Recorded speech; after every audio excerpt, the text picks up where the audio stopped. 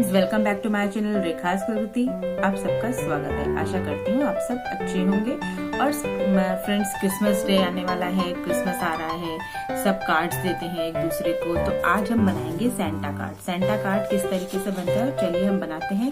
और बनाने से पहले अगर आपने मेरे चैनल को सब्सक्राइब नहीं किया है तो प्लीज प्लीज प्लीज उसे सब्सक्राइब कर दें और जो बेल आइकन दिया है उसको दबा दें, जिससे आपको मेरे नए नए वीडियोस और नोटिफिकेशंस मिलते रहें। चलिए फिर स्टार्ट करते हैं। कार्ड बनाने के मैंने 3 कलर लिए हैं, ये पिंक लिया है, रेड लिया है एंड व्हाइट कलर लिया है। तो चलिए फिर शुरू करते हैं। ये हम ऐसे सर्कल बना लिए हैं और हम इसको कट कर लेंगे।